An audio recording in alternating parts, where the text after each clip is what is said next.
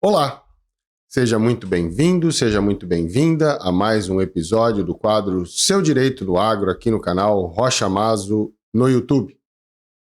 É sempre um prazer ter você aqui conosco. Lembrando que nós somos um escritório de advocacia pensado, organizado e estudado para ajudar você, produtor e produtora rural, em todas as suas necessidades, blindando sua safra, melhorando a sua gestão de documentos e trazendo alternativas para a gestão do seu negócio no presente e no futuro. Venha com a Rocha Mazo, se inscreva nos nossos canais, acesse o nosso site www.rochamazo.com.br. Aqui na descrição do vídeo tem a nossa comunidade. Venha fazer parte da nossa comunidade. E se você gostar do vídeo, deixe seu joinha, ativa lá o sininho para receber os nossos conteúdos. Na comunidade você também vai saber tudo o que acontece. Deixe o seu comentário, compartilhe o vídeo, dá aquela hypada e nos ajude a produzir conteúdos para você, para quem você gosta e para todo mundo que gosta de agronegócio. Ok? Muito obrigado novamente por estar aqui conosco. Hoje eu estou trazendo um assunto muito interessante e que vai ter impacto a partir da reforma tributária, né, que começa a valer a partir de 2026, que é holding patrimonial rural, a famosa empresa administradora de bens do agronegócio. Essas empresas existem para todas as categorias, mas para o agronegócio, para as famílias que têm bens e que administram empresas no setor do agronegócio, há diferenciações e eu gostaria de trazer isso para que você entenda o que é, como constituir, como tomar a decisão de dar esse passo, que é um passo muito importante, e no cenário dos impostos, trazer linhas gerais do que pode mudar a partir da nova tributação. O que muda com a reforma tributária em linhas gerais? Deixo já aqui claro para você que é um assunto extremamente extenso. Então nós vamos fazer uma série de vídeos explicando como tudo isso funciona. Hoje nós vamos dar as linhas gerais do que é, os prós e os contras, e também em linhas gerais, como é a tributação e o que pode mudar. Não vamos entrar em contabilidade, não vamos entrar na parte tributária específica. Vou fazer um vídeo só sobre isso, vou fazer um vídeo só de como constituir uma holding patrimonial do zero até ela funcionando, mas hoje é o primeiro desse carrossel de vídeos que nós vamos fazer sobre esse assunto. Espero que você goste e se gostar é só seguir a gente que logo logo vai ter a continuidade, os outros capítulos deste episódio. Beleza? Estou aqui com o Pedro Avelino, meu parceiro na produção dos vídeos e dos conteúdos. Sem ele nada disso acontece. Então bora lá, Pedro. Vamos trazer esse assunto muito interessante, que muito se fala, né, em holding, né? Holding patrimonial rural, o que é e o que muda com a reforma tributária. Primeiro, holding é um termo em inglês de to hold, que é um verbo de segurar. É usado como se fosse um guarda-chuva, né? É uma empresa que administra outros bens ou outras empresas. Basicamente, no Brasil, é uma empresa administradora de patrimônio rural, para que seja mais claro, e ficou essa terminologia das holdings patrimoniais. Então, só para fazer essa explicação do que é uma administradora de bens, no caso de patrimônio rural. Seguindo aqui a nossa referência de dados, fui buscar decisões do Conselho Administrativo de Recursos Federais referentes à tributação, do que tem hoje.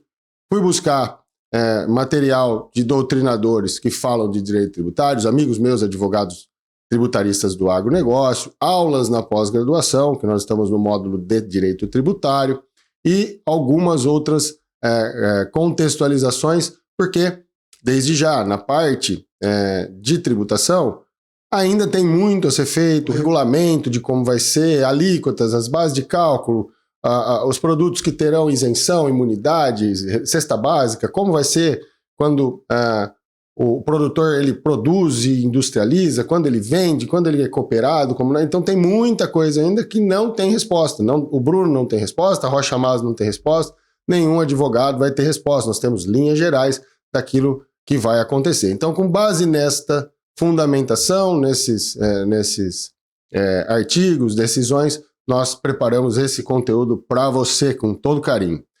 Então, vamos lá, Pedrão. O nosso sumário, né, para você já saber qual é a sequência do vídeo. e te peço para ficar até o final, porque lá vai ter aquela mensagem para você começar a tomar essa decisão. Se você já estava pensando, você vai ter elementos para levar isso adiante. Se você estava imaginando em conversar isso com a sua família, vai ter mais elementos também. Se nem imaginava como que funcionava, vai começar a ter a alternativa de pejotizar, de organizar o patrimônio familiar numa estrutura empresarial para o presente e para o futuro. Isso é muito importante para garantir seu patrimônio, sua atividade e o legado do seu nome e da sua família. Isso é muito interessante. Então, o que é uma holding patrimonial rural? Os 3 eixos clássicos que mostram prós e contras. O que muda com a reforma tributária da Emenda Constitucional 132 de 2023 e Lei Complementar 2014. A decisão, vale a pena migrar ou permanecer na holding patrimonial rural ou na pessoa física? E a mensagem final para o produtor e a produtora rural com as nossas impressões. Beleza? Vamos lá? Tá preparado? Então, o que é uma holding patrimonial rural? Como eu já disse, né? Hoje vamos falar de um tema que está tirando o sono de muitos produtores e produtoras rurais. As holdings patrimoniais rurais na era da reforma tributária. Quem já tem, está preocupado se vai valer a pena, como é que vai fazer isso daqui para frente. Quem não tem, está pensando. E agora? Eu não fiz, será que vale a pena? Será que não vale? Como é que é isso, né?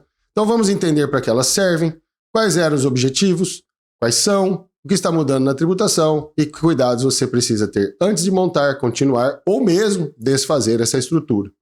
É uma alternativa que a legislação também permite. Então, aquilo que eu disse, é uma empresa normalmente limitada, criada para centralizar e administrar bens da família, principalmente imóveis rurais, fazendas, sítios, chácaras, máquinas, implementos e, às vezes, participações em outras empresas. Esta holding, como eu disse, é um guarda-chuva, ela está acima, ela pode ser dona e participar de outras empresas, depende da sua configuração. Geralmente, patrimônios maiores, famílias maiores, que têm um bom patrimônio considerável de administração e uma atividade empresarial, seja ela rural ou não, tem distinção nas holdings, nas administradoras. A holding operacional, onde a família estrutura como vai operacionalizar a sua atividade, e uma holding administradora de bens, onde os bens ficam separados. Você faz essa separação para garantir uma certa blindagem. Eu não gosto desse termo blindagem, mas um distanciamento patrimonial, a ausência de confusão patrimonial. Então, a empresa operacional indo bem, ela gera o seu recurso, ela gera o seu resultado, distribui para os seus sócios e o patrimônio está seguro na administradora. A holding operacional, a empresa operacional indo mal, o patrimônio está seguro, grosso modo, numa outra operação. Então, existem essas alternativas. Agora, quando a holding é uma única, onde ela opera e ela tem os seus bens, tem que tomar um pouco mais de cuidado, a tributação é diferente, como eu vou começar a te mostrar. Mas, num primeiro momento, quais são os 3 grandes eixos que fazem com que os donos de imóveis rurais e de outros imóveis pensem em estruturar isso numa pessoa jurídica, numa administração? Primeiro, o pilar sucessório, né? A sucessão por morte, né? Olha, eu estou ficando velho, minha mulher, temos meus filhos, temos meus netos. Como é que, né, o dia que eu faltar, né? Como é que vai ser? Será que os meus filhos vão tocar o meu negócio? Cada filho pensa de um jeito, cada um tem uma atividade, cada um pensa numa coisa da vida. Às vezes cada um está num país, num estado, numa cidade, conflitos familiares, formas de gestão de família. Às vezes tem famílias, né, a gente está aqui num lugar de descendência italiana, às vezes ainda o primogênito tem uma certa ascendência sobre os outros irmãos. Famílias de origem árabe têm um jeito, famílias judaicas têm outro jeito, famílias alemãs têm outro jeito. Então cada um tem a sua cultura patrimonial. Como fazer com que isso seja colocado sob uma estrutura pré-ordenada, com regras, com a regra do jogo colocada? Olha, o dia que eu faltar vai acontecer assim, a empresa precisa continuar funcionando e resguardar a todos para que uma vida inteira de luta não se transforme em guerras, brigas de família, que isso é completamente normal, todo mundo sabe. Como que eu faço, eu e minha mulher e a minha família, para evitar que isso aconteça? Então, organizar a passagem dos bens rurais para os herdeiros sem depender de inventário judicial para cada imóvel, para os imóveis, que não havendo consenso para se fazer um inventário no cartório, não estando tudo certinho, tem que ir para um processo de inventário. É um processo caro, é um processo demorado, às vezes traumático. Então, é uma forma de organizar isso. E usar cotas da empresa, e não mais o imóvel isolado, como um instrumento de sucessão. A partir do momento que isso está estruturado numa empresa, basta que se transfiram as cotas, né? Se dilui o patrimônio em cotas, e com a saída e entrada de sucessores, você simplesmente faz a transferência de cotas. Essas cotas são precificadas, esse preço pode espelhar o valor do patrimônio, então fica muito mais fácil de organizar, gerenciar e mobilizar esse patrimônio de uma forma mais coesa. Gestão patrimonial e governança familiar, como eu disse, evitar discussões, disputas e brigas na hora de fazer a sucessão. Transforma a fazenda da família numa estrutura empresarial com regras claras. Quem decide o quê? Como entra e como sai da sociedade? Como se distribui lucro, prolabore, etc. Quais os investimentos serão feitos? Quais contratações devem ser feitas? A gestão, a aptidão de cada um, como é o processo de decisão, acordo de sócios, quem pode decidir, quem não pode decidir, os agregados, minha filha se casou com esse marido, ele pode ter interferência? Meu filho se casou, essa mulher pode ter interferência? Na saída de um filho, o neto pode assumir? Então, tudo isso fica organizado numa uma estrutura com governança. Cada vez, quanto maior for a operação, quanto mais faturamento ela tem, mais governança precisa ter, mais estruturação e profissionalização. Então você transforma um patrimônio familiar numa empresa, que hoje existem gigantes empresas, muitas empresas do agro brasileiro são empresas familiares. Eu vou citar só a Maggi, como exemplo, que é lá da família Maggi, do Blairo Maggi, lá do Centro-Oeste, que é uma das maiores importadoras, produtoras, tradings do agronegócio brasileiro e mundial, organizado como uma empresa. Esse é só um exemplo de tantas outras, de centenas, milhares que nós temos no Brasil, das maiores até as menores.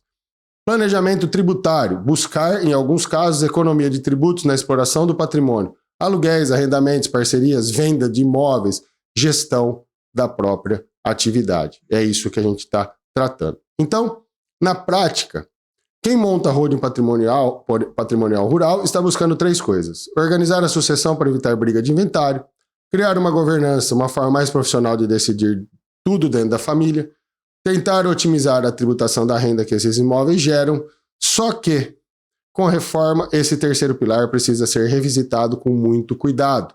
Nós vamos traçar linhas gerais, como eu disse, mas isso vai depender da regulamentação. Mas só para você que está pensando, já ficar atento a essa mudança. Sempre que a lei muda, há esse período de transição que fica um limbo, uma zona cinzenta, que vai depender de decisões, vai depender de interpretações, regulamentação, e isso a gente vai trazer para você. Assim que for saindo, a gente traz em primeira mão para você ficar sabendo, beleza? Os 3 eixos clássicos, prós e contras, né? Então, prós, sucessão e ITCMD. O que é o ITCMD? Imposto de transação causa mortes, por causa da morte, e doações, né? É o imposto hoje devido ao Estado, né? Aos estados da federação. Uma vez que uma pessoa morre, na transferência do seu patrimônio, há a incidência desse imposto. Então, quando a sucessão é feita já em vida, com a constituição de empresas, esse imposto não é mais sobre o patrimônio, ele fica agora sobre as cotas sociais, e isso pode trazer, dependendo de uma boa organização, uma diminuição muito grande no custo da transferência do patrimônio. Então, prós, permite antecipar a sucessão com doação de cotas da empresa aos herdeiros, com ou sem usufruto. Então, o pai e a mãe podem constituir uma empresa com seus filhos, com um percentual dividido, mais patrimônio, mais cotas para o pai e para a mãe, menos cotas para os filhos, E conforme o tempo for passando, o pai pode ir fazendo a doação dessas cotas para os filhos, dentro dos contextos que existe uma isenção anual, né? A legislação permite a isenção de doações durante o exercício, o ano calendário, de 1º de janeiro a 31 de dezembro. Então, há uma possibilidade de se fazer essas doações, com o tempo, diminuindo o imposto e organizando isso de uma forma onde a transferência é feita em vida e o pai e a mãe podem reservar o usufruto de todas as operações enquanto vivos. Também é uma interessante organização tributária. Reduz conflitos de inventário, como eu disse. Dilui o custo global, que com o tempo vai sendo feito, se feito de forma planejada, planejando as doações ao longo do tempo, como eu disse. Facilita com que o herdeiro que quer vender, o herdeiro que quer permanecer e o herdeiro que só quer receber a renda. Aí cada um vai ter ali, dentro do seu acordo, vai poder expor as suas vontades e a empresa vai ser gerida de acordo com a vontade do colegiado, dos participantes, dos donos. Contras. O ITCMD continua existindo, incide na doação de cotas, né, como eu disse, mas pode usar essas isenções. Em muitos estados, a alíquota tende a subir. Há discussões em curso sobre a progressividade e aumento de teto. Muitos estados estão mudando a sua organização com alíquota maior, não estão aceitando mais a transferência dessas cotas pelo valor colocado no contrato social, que não espelha o real valor do patrimônio da empresa. Então, existem essas discussões que cada estado tem um entendimento, o Superior Tribunal de Justiça está enfrentando algumas nuances disso, ITBI, que é Imposto de Transmissão de Bens na Incorporação dos Bens, uma série de discussões aí que também podem impactar o planejamento tributário e tem que ser visto caso a caso, como você vai ver no final do vídeo. Uma vez feita a doação das cotas, reverter estruturas pode significar nova incidência de TCMD, né? Se você for feito e depois, não quero mais, eu quero voltar, tem que fazer bem feito para não ter isso. ITBI, que é o Imposto de Transmissão de Bens Intervivos, né? Aquele da compra e venda. Eu vendi um imóvel para o Pedro, ele comprou o meu imóvel, ele tem que pagar esse imposto para o município, né? Esse ITBI. E uma vez pago, se for reverter, talvez tenha que pagar de novo. Então, bis in idem, paga 2 vezes. Ganho de capital, que é o imposto de renda sobre o ganho de capital. Comprou o imóvel por 1 milhão, vendeu o imóvel por 1,5 milhão. Esses 500 mil foi ganho de capital. Tem uma tributação sobre esses 500 mil. Diluída no tempo, tem um regramento específico. Como isso é feito? Depende de uma análise casuística e específica. Custos cartorários. Escritura, alteração de contrato social e o registro no cartório de registro de imóveis. Sempre que for feita uma averbação, o registro tem um novo custo. Então tem que prestar muita atenção. Então, ou seja, a ROD não mata o ITCMD, organiza a forma como ele é feito, aparece ao longo do tempo, fica diluído e fica mais fácil de pagar com fluxo de caixa, com a geração de receita pela empresa. Eixo 2. Gestão patrimonial e governança. PROS. Separa o patrimônio da família das atividades operacionais do dia a dia, produção, comércio, etc., como eu disse.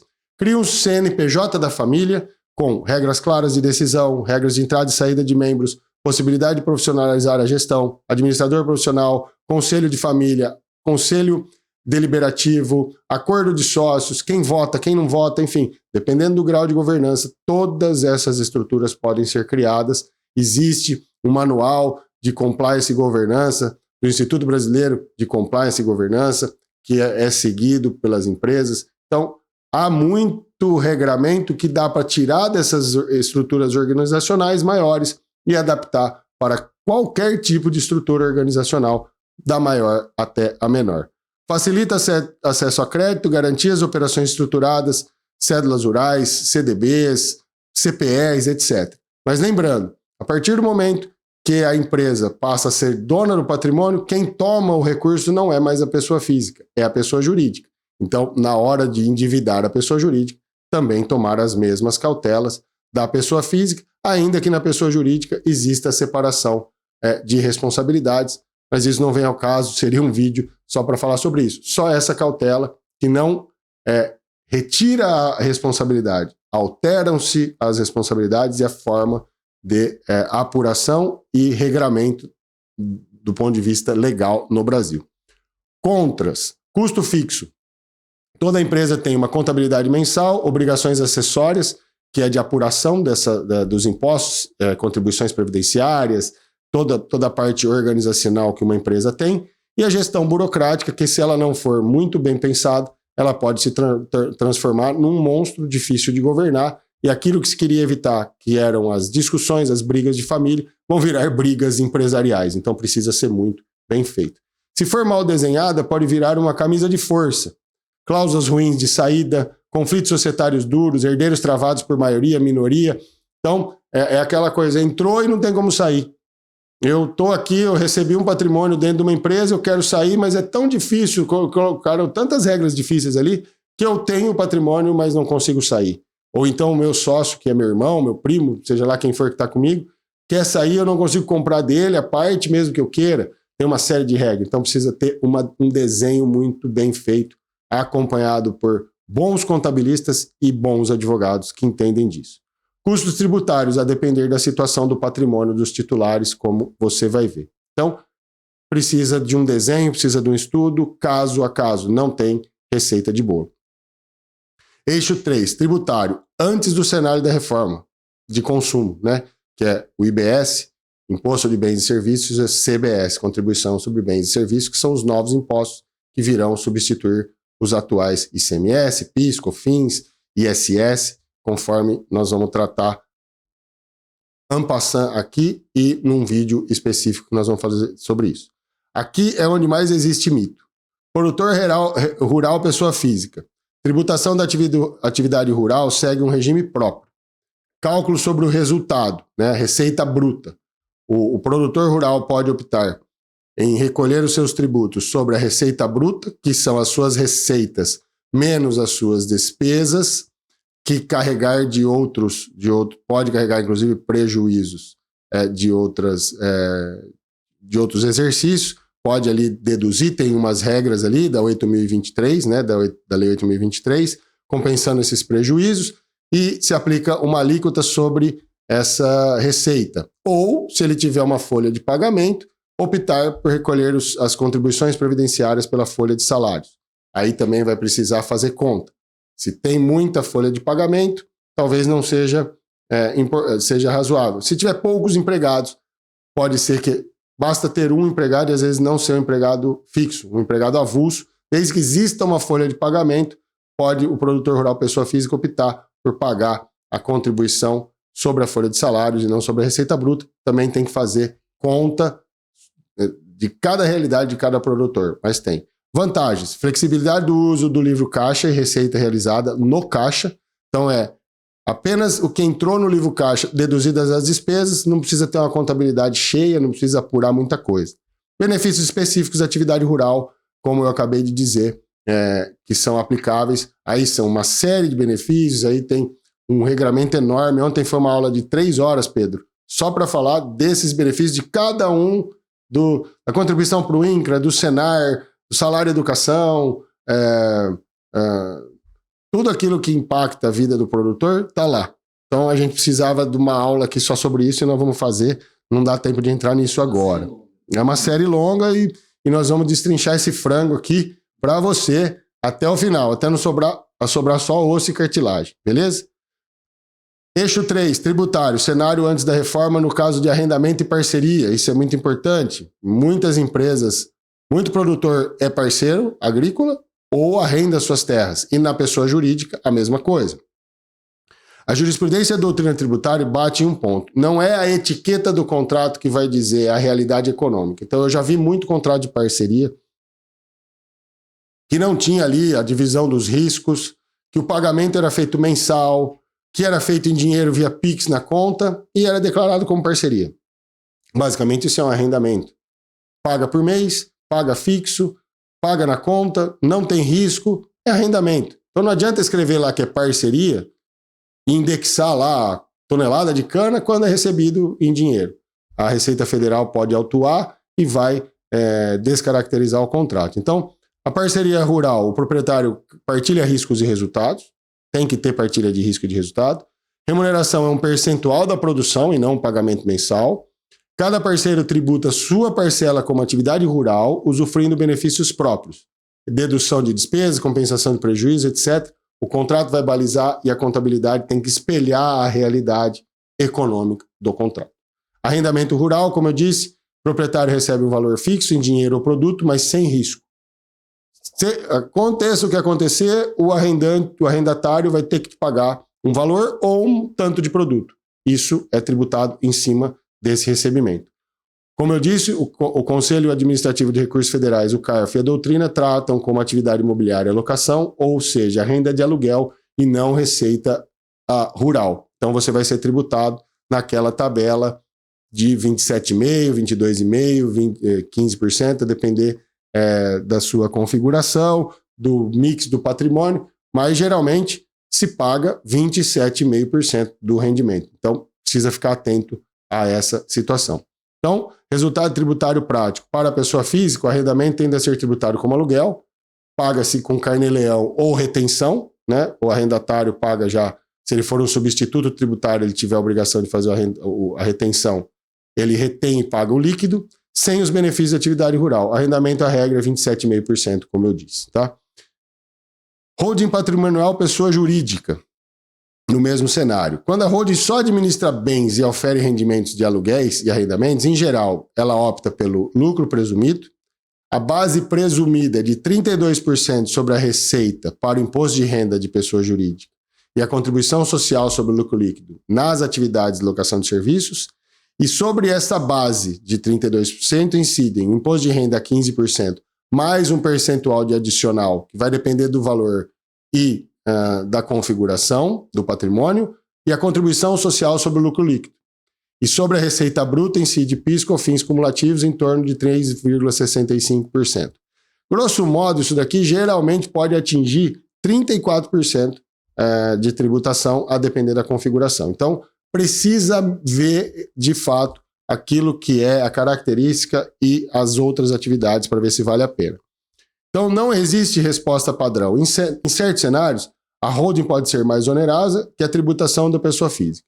Em outros, pode ser neutra e ligeiramente mais vantajosa, dependendo do volume, tipo de contrato, estrutura de custo e planejamento global. Então, cada caso é um caso, certo? Ok até aqui? E o que muda com a reforma tributária da emenda constitucional e da lei complementar?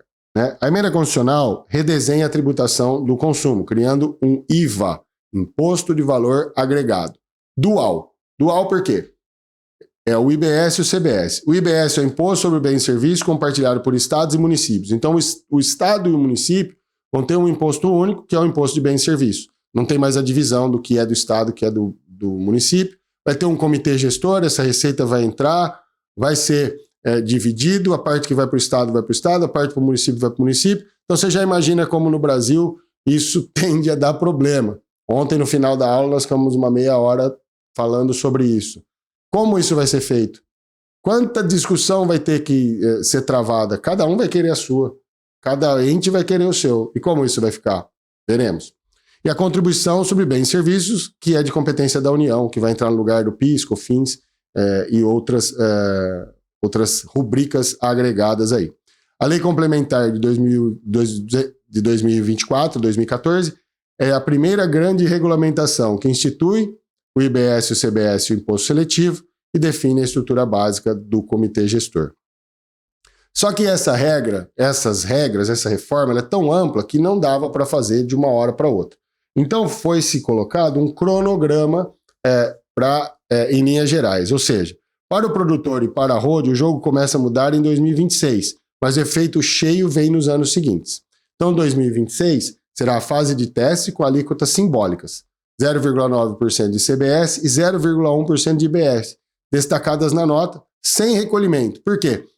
A Receita Federal ela quer testar se o sistema funciona.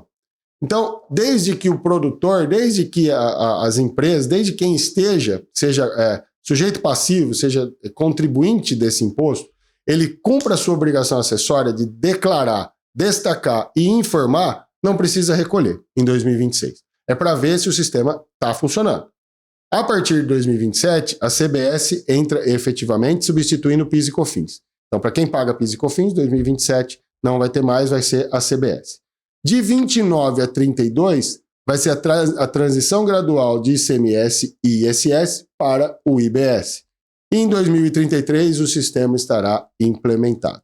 Foi um sistema de 10 anos, porque em 2023 foi aprovada a emenda constitucional, passou-se a discutir a lei complementar, foi aprovada. Então, olha, nós precisamos de 10 anos aqui para migração total. Então, de 23 a 33, isso vai estar liquidado no Brasil e nós vamos acompanhar. Tende a ficar mais fácil, tende a ser mais coerente, tende a ser mais justo. Isso nós vamos ver, né? Ponto sensível no arrendamento rural, IBS e CBS. A regulamentação e a doutrina já vem destacando um ponto crucial. A Lei Complementar de 2014 equipara, em linhas gerais, o arrendamento rural à locação de imóvel, que na verdade já é, só que hoje há entendimentos e regulamentos diferentes. Arrendamento nada mais é do que locação, do ponto de vista jurídico. Submetendo essa receita à incidência de impostos sobre bens e serviços e contribuições sobre bens e serviços, ainda que com alíquota reduzida. Isso vai ser mais caro ou mais barato? Nós vamos ver. Tende a ficar um pouco mais barato, mas ainda não tenho como dizer, porque isso não está definido. Textos técnicos indicam que arrendamentos rurais, agrícola, pecuário, agropastoris e extrativistas passam a compor a base do IBS e do CBS.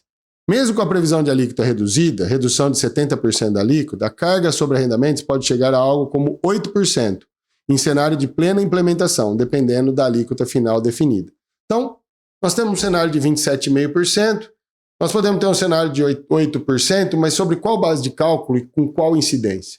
Então, hoje, não dá para a gente saber, mas é uma tendência que haja aí uma certa melhora, mas nós precisamos ver, tá? Mas fique atento se você for pensar em criar uma empresa, pensar em ir para uma holding patrimonial rural, esse estudo precisa ser feito no impacto que pode ter.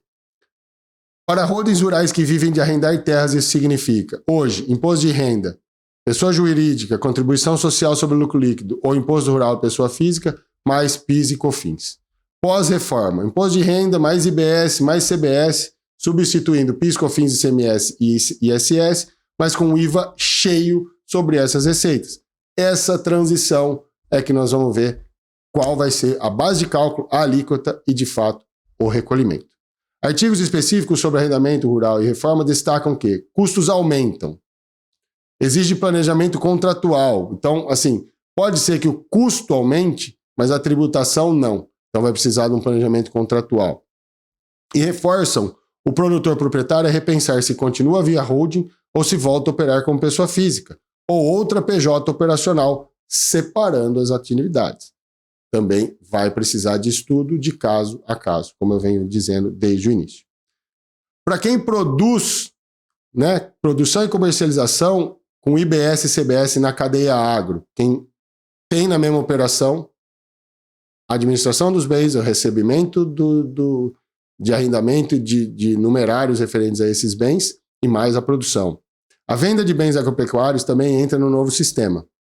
IBS e CBS incide ao longo da cadeia, com direito a crédito nas etapas anteriores. Então, quem pagou se credita, passa para frente. Quem pagou se credita, passa para frente. É o princípio da não cumulatividade. Então, começou o imposto aqui, ele vai até o consumidor final. E nessa cadeia, ele vem pelo sistema de crédito e débito, até que quem pague a conta no final do dia vai ser o consumidor final. E cada um desses entes, esses elos da cadeia, vão fazer os recolhimentos e se creditar. E isso vai ser feito. Hoje já tem esse sistema, mas ele é muito caótico, ele é cheio de penduricalho, cheio de jabuti, então é muito complicado de saber e gerir. As empresas, quem é dono de empresa sabe que é uma dificuldade, todo dia está mudando a forma de apurar as obrigações e tudo mais, então tende a ficar mais assertivo e coeso. Haverá regimes especiais e alíquotas diferenciadas para alguns segmentos. Cesta básica, regime específico do agro, ainda em detalhamento, como eu falei, mas vai ter, porque são produtos básicos, produtos que alimentam a população e são extremamente importantes para a garantia da segurança alimentar e da segurança própria do país. Na prática, se a holding patrimonial também for holding operacional rural, faz a produção em seu nome seu próprio CNPJ, ela entra no jogo do IVA. Paga IBS, CBS sobre a venda, mas credencia IBS, CBS sobre insumos. Então, ela pode ter essa compensação que eu falei. Se a holding for apenas donas de terra, arrendando para outra empresa, pessoa jurídica, a receita de arrendamento sofre IBS e CBS, mas a possibilidade de créditos é limitada, porque a holding tem poucos insumos tributários a acreditar. Então, ela vai ter entrada de receita e pouca despesa. Então, precisa fazer essa conta para ver se vale a pena, né? Cenário comparativo. Produtor pessoa física que produz diretamente continua com regime próprio de atividade rural no imposto de renda da pessoa física, sofre efeitos da reforma via preço dos insumos, que virão com IBS e CBS embutidos, como eu disse, consumidor, e pela forma de tributação na cadeia, mas não vira diretamente um contribuinte típico do IVA como uma indústria. Então, pouca coisa vai mudar. Holding patrimonial que arrenda terras sem produzir. Antes, imposto de renda à pessoa jurídica, contribuição social sobre o lucro líquido, mais PIS/COFINS sobre a receita de arrendamento. Depois, imposto de renda à pessoa jurídica, contribuição social sobre o lucro líquido, mais IBS e CBS sobre a mesma receita. Pode haver alíquota menor, que é a soma de PIS/COFINS e CS/CMS, mas é um IVA sobre algo que antes, na pessoa física, era só imposto de renda da pessoa física. Então, essa conta tem que ser feita. Holding que produz e vende, rural operacional, entra de cabeça no novo sistema de IVA dual, com vantagens, crédito de IBS, CBS em insumos, e ônus, complexidade, obrigações acessórias, fiscalização eletrônica pesada, ou seja, gestão como uma empresa qualquer, com fiscalização mais próxima e mais apurada da Receita Federal e agora do Comitê Gestor, seja lá como isso vai funcionar, que não está muito claro. Decisão. Chegamos. Ufa. É bastante coisa ao mesmo tempo e eu imagino que a sua cabeça pode até estar dando um trevo aí, mas para, né, Pedro? Volta, vê. A gente tem que passar isso de uma forma que seja algo contextual, né? Eu decidi, eu vou fazer, quanto custa, como é que faz, como é a tributação, e agora? Vou ou não vou, né? Vale a pena migrar ou permanecer na atividade na holding patrimonial, né? Não existe resposta padrão, como eu venho falando desde o início, mas alguns filtros ajudam, né? Qual é a fonte principal de renda? Produção rural direta, arrendamentos e parcerias ou é misto? Primeira pergunta. Qual é o tamanho e a forma do patrimônio? Poucos imóveis concentrados ou várias propriedades dispersas? Há imóveis urbanos misturados? Segunda pergunta. Como está o desenho familiar? Muitos herdeiros, famílias recompostas? Já há conflito potencial entre os sucessores? Como é a minha família? Né? Como estou lidando? Como somos juntos? Isso é muito importante na hora de tomar essa decisão. Qual é a importância do eixo tributário no planejamento? Se a principal motivação for pagar menos imposto sobre arrendamento, a reforma pode deteriorar essa equação. Porque, como eu disse, alguns dizem que pode ficar menor a tributação, outros maior, depende da configuração. Se a motivação for 70% sucessão mais governança, a holding ainda faz muito sentido, mas precisa de revisão do modelo tributário, porque a gente já explicou que tudo ainda é muito incerto. Riscos de manter algo que não faz mais sentido. O CARF tem sido rigoroso ao desclassificar parcerias que são arrendamentos disfarçados, que muda completamente a tributação, tanto na pessoa física quanto na pessoa jurídica, como eu disse. Estruturas montadas só com nome bonito e sem substância contratual tendem a ser reclassificadas. Parceria em arrendamento, atividade rural e atividade imobiliária, e o que era planejado vira uma autuação. Vai ter que pagar o imposto, multa, juro e ainda ter que se defender. Preste muita atenção. Olhe os seus contratos e veja se você está correndo esse risco. Tá? Cuidado com o que vai e volta. Desfazer uma holding custa muito caro. É possível desfazer a holding, mas para devolver imóveis aos sócios, você pode haver ITBI sobre o valor atual do imóvel, para voltar, ganho de capital na pessoa jurídica, porque vendeu aquilo que você integralizou e ela está te vendendo. Então pode ser que tenha que pagar o imposto.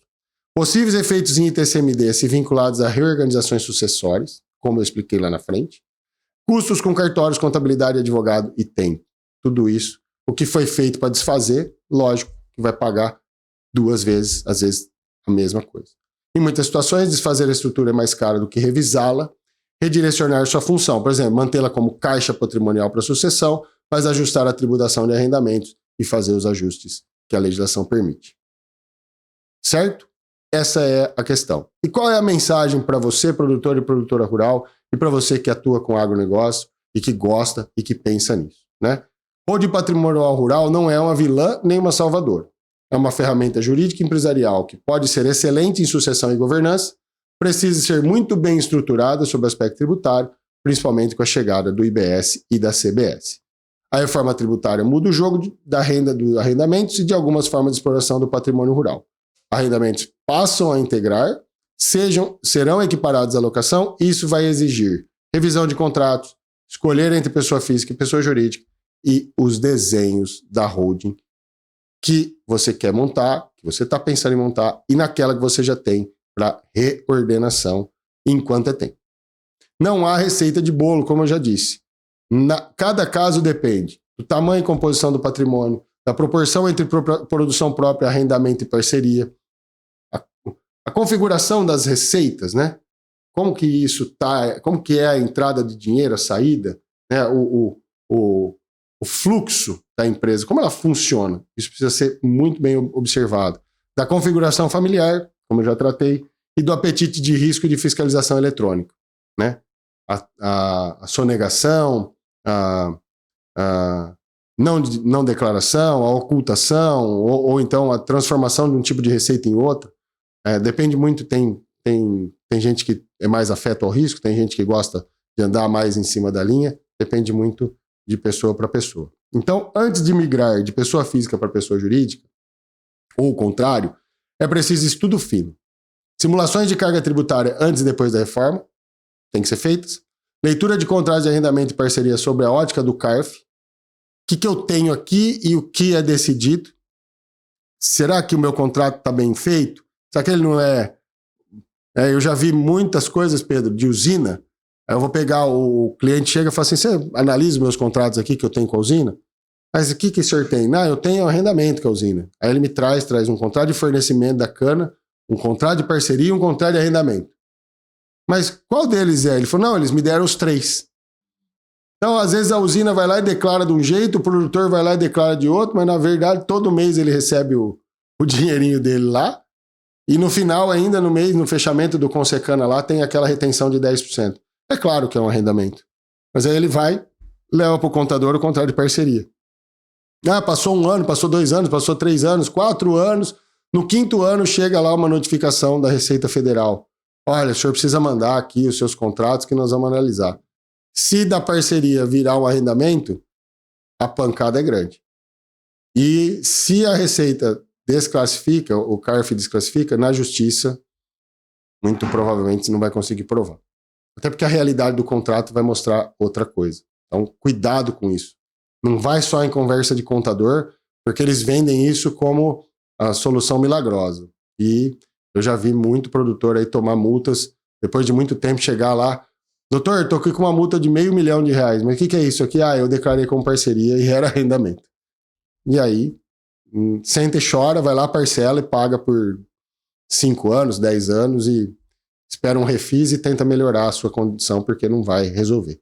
Então, a análise combinada com planejamento sucessório e patrimonial é essencial. Desfazer estruturas mal pensadas é possível, mas caro e trabalhoso. Vale muito mais parar, revisar, planejar agora, enquanto a reforma ainda está entrando em vigor gradualmente, do que descobrir daqui a alguns anos que a estrutura criada no modismo da holding virou um problema tributário e societário para você. Era isso que eu queria trazer, era esse assunto extremamente importante que eu queria desmistificar um pouco, né, como isso funciona. Então depende de estudo, depende de observação, depende de pegar o teu patrimônio, pegar a tua família, te entrevistar 1, 2, 5 vezes, fazer as simulações para você poder decidir o que fazer com a sua propriedade, o seu legado, a sua família e aquilo que você quer deixar como sua história para o mundo e para aqueles seus entes queridos. Ok? Espero que você tenha gostado. Deixa de novo aí seu joinha se você não deixou. Comenta no vídeo aquilo que você concordou, discordou, como você acha, que não acha. entra na nossa comunidade, visita lá o nosso site. Se você precisar de uma assessoria, fiquei muito feliz. Essa semana atendemos cliente de Goiás, atendemos cliente da Bahia, hoje atendi um cliente de Porto Alegre, e todos esses clientes estão chegando porque estão vendo os vídeos nossos aqui no YouTube, no TikTok, no Instagram, no Facebook. Então mostra que a gente está conseguindo traduzir isso de forma competente, com clareza e com muita responsabilidade. E se você precisar também, estamos à sua disposição, só entrar em contato no nosso WhatsApp, e lá no site também tem todos os serviços, tudo aquilo que a gente faz e oferece para você. Beleza? Espero que você goste, te vejo no próximo, até logo, fique com Deus, um abraço.